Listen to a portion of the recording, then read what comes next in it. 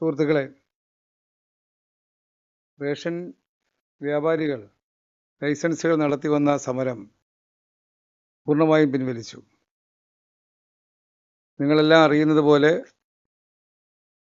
Ration വിതരണ മേഖലയിലെ coordination committee, 4 സംഘടനകൾ ചേർന്ന കോർഡിനേഷൻ കമ്മിറ്റിയും AITUC യൂണിയനും ഉൾപ്പെടെ 5 സംഘടനകളാണ് ഈ രംഗത്ത് ഇന്ന് രാവിലെ മുതൽ കടയടച്ച് സമരത്തിൽ ഏർപ്പെട്ടത്.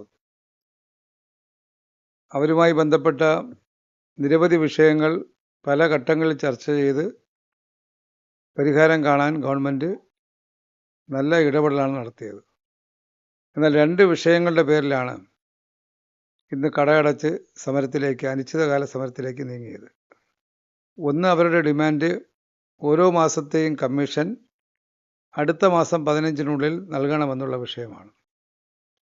2, കമ്മീഷൻ പരിഷ്കരണവുമായി ബന്ധപ്പെട്ട ചർച്ചകൾ, അതിനെ സംബന്ധിച്ചുള്ള തീരുമാനത്തെക്കുറിച്ചാണ്. അതിൽ ഒന്നാമത്തെ വിഷയം, കമ്മീഷൻ അടുത്ത മാസം 15-ന് നൽകണമെന്നുള്ള കാര്യത്തിൽ തർക്കമുള്ള വിഷയമല്ല. എന്നാൽ നിലവിൽ ബന്ധപ്പെട്ട ശീർഷകത്തിൽ സീലിംഗ് നിലനിൽക്കുന്നതിനാൽ സീലിംഗ് എൻഹാൻസ്മെൻറ്റ്, വാംസ് ക്ലിയറൻസ് എന്നീ നടപടിക്രമങ്ങൾ ഓരോ മാസവും പൂർത്തിയാകേണ്ടി വരുന്നതിനാലാണ് ഈ കമ്മീഷൻ കൊടുക്കുന്നത് വൈകുന്ന അവസ്ഥ ഉണ്ടായത്. ധനമന്ത്രിയുമായി ആലോചിച്ച് അതിനൊരു സ്ഥിര സംവിധാനം, വ്യവസ്ഥ ഉണ്ടാക്കാമെന്ന് ഞങ്ങൾ ധാരണയിലെത്തി. അതനുസരിച്ച് ധനകാര്യ വകുപ്പ് ഉദ്യോഗസ്ഥരും സിവിൽ സപ്ലൈസ് ഉദ്യോഗസ്ഥരുമായി ഒരുമിച്ചിരുന്ന് ചർച്ച ചെയ്ത് അതത് മാസങ്ങളിൽ 10-നും 15-നും ഇടയിൽ അവരുടെ കമ്മീഷൻ കൊടുക്കാൻ കഴിയുന്ന തരത്തിൽ ഒരു വ്യവസ്ഥ, ക്രമീകരണം ഉണ്ടാക്കാമെന്ന് ഇന്നവർക്ക് ഞാൻ ഉറപ്പ് കൊടുത്തു. ആ വിഷയം അത് പൂർണ്ണമായിട്ടും അവർ അംഗീകരിച്ചു. രണ്ടാമത്തെ വിഷയം കമ്മീഷൻ്റെ പരിഷ്കരണമാണ്. അതിനെ സംബന്ധിച്ച് വളരെ പെട്ടെന്ന് തന്നെ, ഉടൻ തന്നെ ആരംഭിക്കണമെന്ന ആവശ്യമാണ് അവർ ഉയർത്തിയത്. അതിനെ സംബന്ധിച്ച് ചർച്ചയാകാമെന്ന് ഞാൻ നേരത്തെ അവർക്ക് ഉറപ്പ് കൊടുത്തതാണ്. ഇന്ന് ആ വിഷയം ചർച്ച ചെയ്തു. കമ്മീഷൻ പരിഷ്കരണവുമായി ബന്ധപ്പെട്ട ചർച്ചകൾ മാർച്ചിൽ ആരംഭിക്കാമെന്ന് പറഞ്ഞു. എത്രയും വേഗത്തിൽ അത് പൂർത്തിയാക്കാം. അർഹമായിട്ടുള്ള വർധനവ് എന്താണോ എന്ന് ആ ചർച്ചയിൽ ഉയർന്നു വരുന്നത് അത് നടപ്പാക്കാൻ ആവശ്യമായ നടപടി സ്വീകരിക്കാമെന്ന് പറഞ്ഞിട്ടുണ്ട്. ഈ 2 വിഷയങ്ങളെ സംബന്ധിച്ചും തൃപ്തികരമായി 5 സംഘടനകൾക്കും ബോധ്യപ്പെട്ട് അവർ കൂടിയാലോചിച്ച് അതിനനുസരിച്ച് സമരത്തിൽ നിന്ന് പിന്മാറാമെന്ന് സമ്മതിക്കുകയും ഇന്നു മുതൽ തന്നെ കഴിയുന്നത്ര സ്ഥലങ്ങളിലെ കടകൾ തുറന്ന് പ്രവർത്തിപ്പിക്കാൻ നിർദ്ദേശം നൽകാൻ പൊതുവിൽ തീരുമാനിക്കുകയുണ്ടായി. പലരും സമരവുമായി ബന്ധപ്പെട്ട് നേതാക്കന്മാർ ജില്ലാ കേന്ദ്രങ്ങളിലായതുകൊണ്ട് അവരുടെ കടകൾ ഇന്ന് ചിലപ്പോൾ തുറക്കാൻ ബുദ്ധിമുട്ടാണെങ്കിൽ നാളെ രാവിലെ മുതൽ സമയത്തിലൊരു മാറ്റമില്ലാതെ 8 മണിക്ക് തന്നെ തുറന്ന് പ്രവർത്തിപ്പിക്കാമെന്ന് സമ്മതിച്ചാണ് യോഗം പിരിഞ്ഞത്.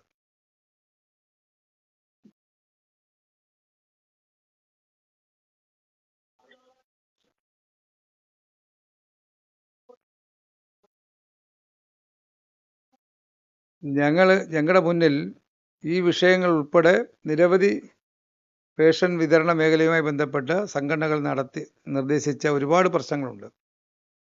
അതെല്ലാം എന്താണെന്ന് പരിശോധിക്കാൻ സിവിൽ സപ്ലൈസ് കമ്മീഷണറേറ്റിലെ കൺട്രോളറായിട്ടുള്ള സീനിയർ ഉദ്യോഗസ്ഥനെ അവരെ 3 അംഗങ്ങളെ ചുമതലപ്പെടുത്തി അവർ സംഘടനകളുമായും വ്യക്തികളുമായി ആശയവിനിമയം നടത്തി ആ മേഖലയിൽ വരുത്തേണ്ട മാറ്റങ്ങളെ സംബന്ധിച്ച് ഒരു നിർദ്ദേശമടങ്ങിയ റിപ്പോർട്ടാണ് നൽകിയത്.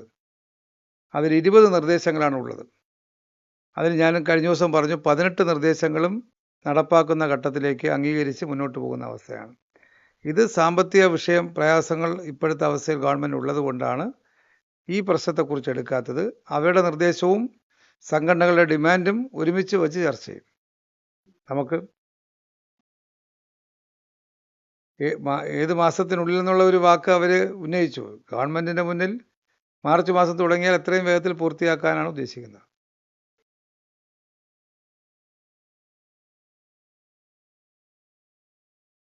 അല്ല, അത് ചർച്ച ചെയ്തിട്ട് നമുക്ക് തീരുമാനിക്കാം. 30 എന്നാണോ എത്രയാണെന്നുള്ളതിനെ സംബന്ധിച്ച് മാർച്ചിൽ ചർച്ച തുടങ്ങുമ്പോൾ അതുമായി ബന്ധപ്പെട്ട് നമുക്ക് നോക്കാം. പ്രായോഗികമായി കേരളത്തിൽ നടപ്പാക്കാൻ കഴിയുന്ന രീതി ഉണ്ടല്ലോ, അത് നമുക്ക് ആലോചിക്കേണ്ടതാണ്. കാരണം ഇപ്പോൾ തന്നെ ചില കടകൾ വളരെ നോമിനലായിട്ടുള്ള വിൽപ്പന മാത്രം നടക്കുന്ന കടകളുണ്ട്. അതൊക്കെ തുടർന്ന് പോകണ്ടയോ എന്നുള്ള കാര്യം അടക്കം ആ ലൈസൻസുകൾ ആലോചിക്കേണ്ട വിഷയമാണ്. അങ്ങനെ ഒരു വലിയ ബാധ്യത നമുക്ക് എടുക്കാൻ പറ്റില്ലല്ലോ. അപ്പോൾ അതുകൊണ്ട് കടകളുടെ പ്രവർത്തനം മെച്ചപ്പെടുത്താൻ അതിന് സഹായകമാവുന്ന ഒരുപാട് പദ്ധതികൾ നമ്മൾ ഈ പീരീഡിൽ തന്നെ കൊണ്ടുവന്നിട്ടുണ്ട്. ഉദാഹരണം സ്റ്റോർ. ഇതുപോലെ വരുമാന മാർഗം തീരെ ഇല്ലാത്ത കടകൾക്ക് സ്റ്റോർ ആരംഭിച്ചാൽ അതിലൂടെ അധിക വരുമാനം ലഭിക്കുന്ന ഒരു സാധ്യത ഗവൺമെൻറ് തുറന്നു കൊടുത്തു. ആദ്യം അവർക്കത് മനസ്സിലായില്ലെങ്കിലും ഇന്നിപ്പോൾ 1700 കടകൾ സ്റ്റോറായി മാറി. 13,000 മുതൽ 15,000 വരെ അധിക വരുമാനം ലഭിക്കുന്ന കടകളായി ആ കടകൾ മാറിയിട്ടുണ്ട്. അപ്പം നമുക്ക് ഗവൺമെൻറ് തന്നെ പ്രഖ്യാപിച്ചിട്ടുണ്ട് 2,500 കടകൾ സ്റ്റോർ ആക്കാൻ വേണ്ടി ഗവൺമെൻറ് ഉദ്ദേശിക്കുന്നത് ഈ നയപ്രഖ്യാപനത്തിൽ ഗവർണർ പറഞ്ഞതാണ്. അപ്പോൾ അത്തരത്തിൽ വരുമാനത്തിൽ ഏറ്റവും പിന്നോക്കം നിൽക്കുന്ന ആളുകൾക്ക് പുതിയ വരുമാന മാർഗം കൂടെ ആലോചിക്കാം. മുമ്പാണെങ്കിൽ റേഷൻ കടയിൽ അരി, ഗോതമ്പ്, പഞ്ചസാര, മണ്ണെണ്ണ ഈ 4 ഉൽപ്പന്നമല്ലാതെ മറ്റൊരു ഉൽപ്പന്നം വിറ്റാൽ നടപടിയാണ്. ആക്ട് അനുസരിച്ച് നടപടിയെടുക്കാൻ ഉദ്യോഗസ്ഥർക്ക് അധികാരമുണ്ട്. ഇന്നിപ്പോൾ പൊതുമേഖലാ സ്ഥാപനങ്ങളുടെ എല്ലാ ഉൽപ്പന്നങ്ങളും വിൽക്കാൻ കഴിയുന്ന കേന്ദ്രമായി സ്റ്റോർ മാറിയിരിക്കുകയാണ്. അപ്പം പുതിയ വരുമാന മാർഗങ്ങൾ അത്തരത്തിൽ പിന്നോക്കം നിൽക്കുന്ന സാമ്പത്തികമായിട്ടൊരു പ്രയാസം അനുഭവിക്കുന്ന ലൈസൻസി ആ വഴികൾ കൂടി തേടണം. എല്ലാം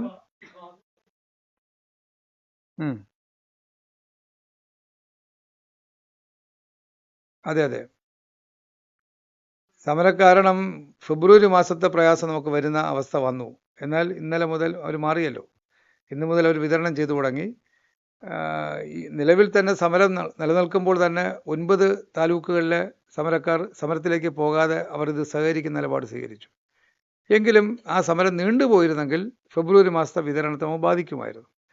മഹാഭൂരിപക്ഷം ഷോപ്പുകളിലും 1 മാസത്തെ സ്റ്റോക്ക് അധികം വയ്ക്കാനുള്ള സൗകര്യമുള്ളത് കൊണ്ട് ജനുവരി മാസത്തെ നമുക്ക് ബാധിച്ചിട്ടില്ല. ഇന്ന് വരെ നോക്കുമ്പോൾ 64% ആളുകൾ റേഷൻ വാങ്ങിയിട്ടുണ്ട്.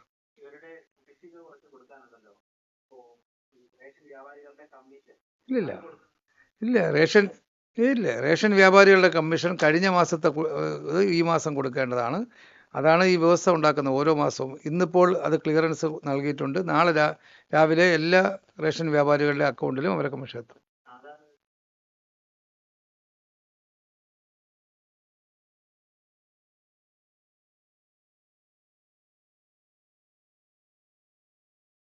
ഇല്ല അതാ പറഞ്ഞ ആ പോയിന്റ് എടുക്കുന്ന സമയത്ത് ലൈസൻസുകൾ തന്നെ സ്വയം ആലോചിക്കണം.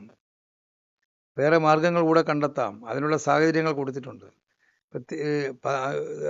10,000 രൂപയ്ക്ക് താഴെ വരുമാനമുള്ള 171 ആണെന്ന് തോന്നുന്നു അല്ലേ, 177 കടകളുണ്ടെന്നാണ് കഴിഞ്ഞ 2 മാസത്തെ റിപ്പോർട്ട് നോക്കിയപ്പോൾ മനസ്സിലായത്.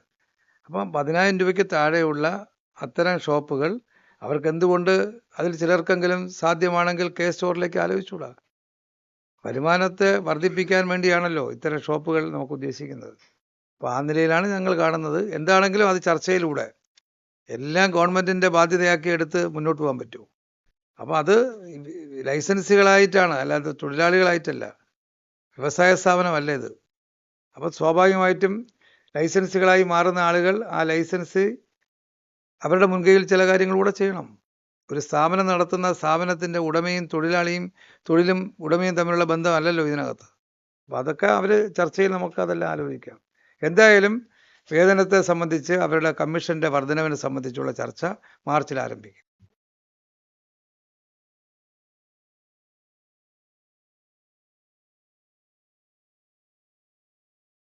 അത് ഞാൻ സമരക്കാരെ കുത്തി നോവിക്കുന്ന വർത്തമാനം പറയുന്ന ആളല്ല. ഞാനത് പറയുന്ന ആളല്ല. ഞാൻ സമരം തീർക്കാൻ താല്പര്യം എടുത്ത ആളാണ്. കാര്യം എന്താ, ജനങ്ങൾക്ക് ഭക്ഷ്യധാന്യം എത്തുന്നതിൽ തടസ്സം ഒഴിവാക്കാൻ വേണ്ടിയാണ്. ഒരിക്കലും ഞാനും സമരം ചെയ്ത് വന്നിട്ടുള്ള ആളാണ്. സമരം ചെയ്ത ആളുകൾ സമരം ചെയ്ത് മോശമാണെന്നോ അല്ലെങ്കിൽ അവരെ വേദനിപ്പിക്കുന്ന എന്തെങ്കിലും വാക്ക് പറയാനോ ഞാൻ അതിലേക്ക് തയ്യാറാകുന്ന രീതിയല്ല. നമുക്ക് സമരം പിൻവലിച്ചതിനെ സ്വാഗതം ചെയ്യുകയാണ് നമുക്ക് ചെയ്യാൻ കഴിയുന്നൊരു കാര്യം. അതെന്തായാലും ഉണ്ടാകില്ല. മന്ത്രി പറഞ്ഞ വാക്കായിട്ട് തന്നെ നടപ്പാക്കും.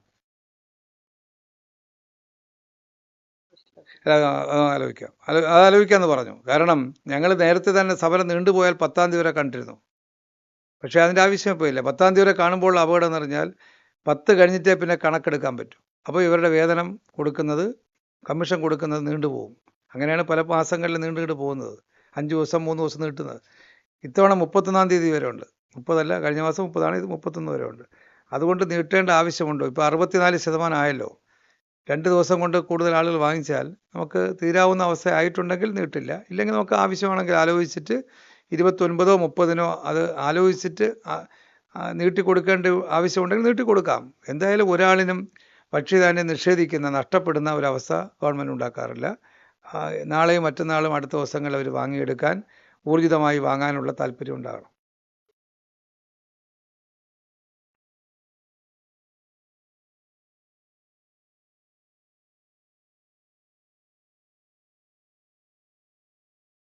ഇന്നത്തെ അവസ്ഥയിൽ പ്രതിസന്ധി ഉണ്ടാകില്ല.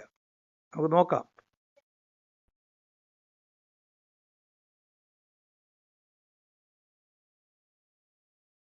അതൊക്കെ പരിഹരിക്കും.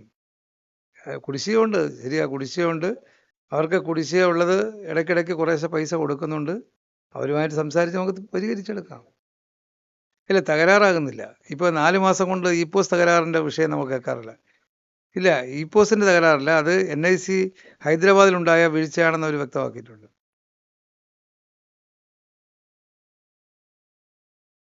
ഏയ് അങ്ങനെയൊന്നും ആലോചിച്ചിട്ടേ ഇല്ല, ചിന്തിച്ചു പോലുമില്ല. അവരാ നിർദ്ദേശം വച്ചു. ഉപഭോക്താക്കളിൽ നിന്ന് 3 രൂപ 4 രൂപ, ഇന്നല്ല നേരത്തെ ചർച്ചയിൽ, ഇന്നത്തെ ചർച്ചയിലല്ല, നേരത്തെ ചർച്ചയിൽ അവർ ആ നിർദ്ദേശം വച്ചു. അപ്പോൾ തന്നെ തള്ളിക്കളഞ്ഞു. ഗവൺമെൻറ് ജനങ്ങൾക്ക് ഭാരം അടിച്ചേൽപ്പിക്കാൻ ഉദ്ദേശിക്കുന്നില്ലെന്ന് ഞാൻ അപ്പോഴേ പറഞ്ഞു. അല്ല, അത് ഗവൺമെൻറ് ചർച്ചയിൽ പരിഗണനയിൽ വന്ന വിഷയമാണ്. അത് തീരുമാനമാകുമ്പോഴല്ലേ പറയാൻ പറ്റൂ. ശരി, വളരെ സന്തോഷം. ഏറ്റവും പുതിയ വാർത്തകളും വിശേഷങ്ങളും വിരൽ തുമ്പിലറിയാൻ സീ മലയാളം ന്യൂസ് എല്ലാ ഡിജിറ്റൽ പ്ലാറ്റ്ഫോമുകളിലും ലഭ്യം.